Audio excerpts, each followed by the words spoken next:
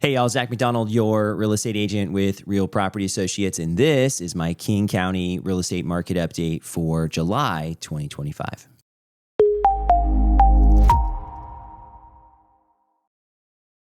What's up, King County? We're well into the summer here at this point, and we're starting to see a lot of those changes that we normally see during the summer months. And as we're looking, let's just jump into this right now at the new listing number. I've been talking about over the past few months the large amounts of new listings that have been coming on the market in King County and even Snohomish County and really across the board in Washington.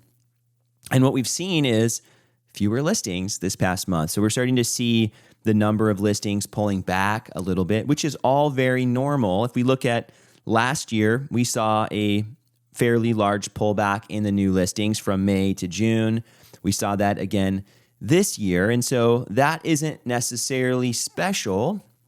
I think the larger moral of the story is that we're seeing just an increase generally across the board month over month and year over year in the listings. And so if we look at listings, we saw 700 fewer listings. There were a lot more listings last month than this month, new listings, but we saw a 20.8% change year over year. So last year at the same time in June, we had 20% fewer listings, so more listings. And last month we had 24.4% more listings than the previous year. So we're still seeing this trend given the seasonal cycles that more listings are coming on the market. And I wanted to make sure to point that out because the big change in the market so far this year as we're getting into the summer is just this amount of inventory. We're seeing some of the larger numbers of inventory that we've seen in 10 plus years in King County. And last month, we ended with 2.9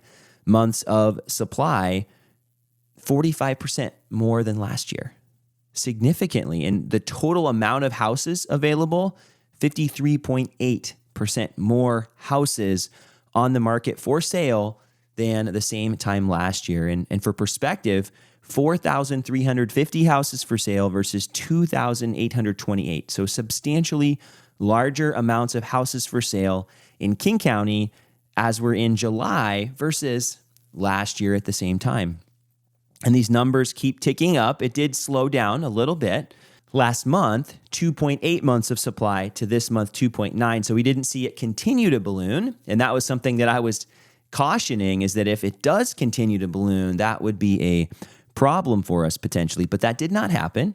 We saw things more or less stabilize over the past month in King County. We did see that the average percent of the asking price did decline.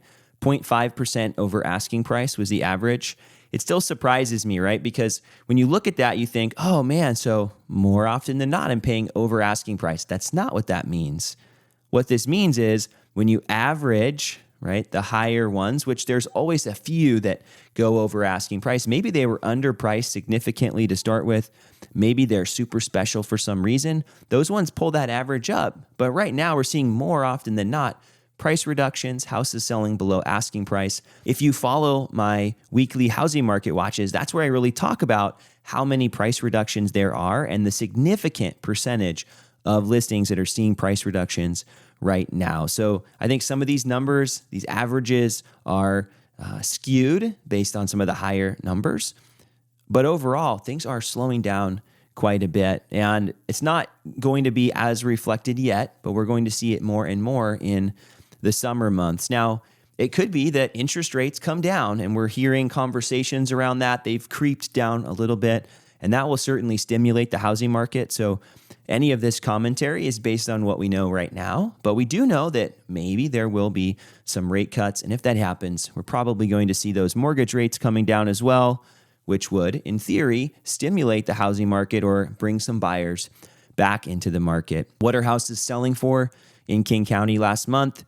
$1,048,000 was the median sales price, and that's up 7.5% from last year at $975,000. So we saw last year's highest median sales price was May at $1,019,950, and we saw it even this month more than last May and more than last month at $995,000. So this year so far, This has been our highest median sales price in King County.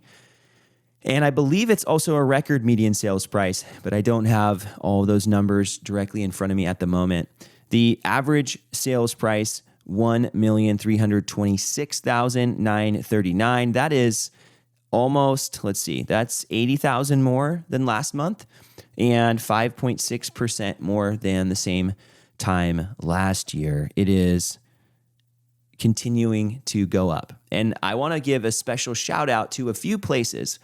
I was looking at King County as a whole just to see where some of these prices were ballooning the most. And we're seeing the places closest into the cities.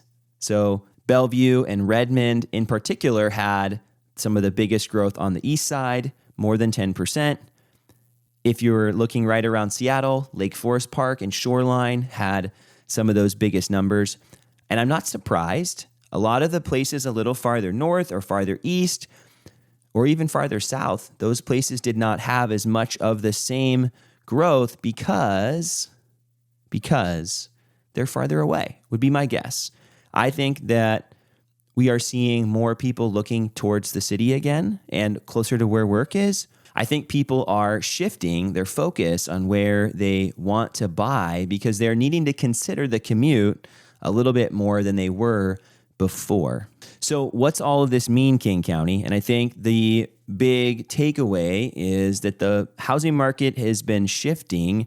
We're not in a buyer's market. I think we talked about that a few months ago. We're not in a seller's market anymore either. There are specific pockets, again, that I just mentioned where it's going to be a little bit more competitive to buy a house and prices are going up or at least staying higher.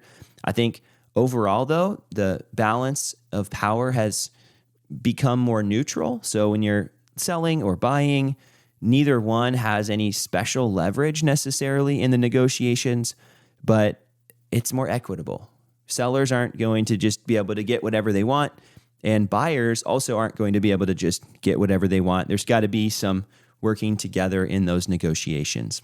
Thanks so much for tuning into this month's King County Real Estate Market Update. I'm honored if you made it all the way to the end here. So if you did and this content was valuable for you, please consider subscribing. And if there's any way that I can bring value to your situation, buying or selling real estate here in King County, I'd love to be a resource for you.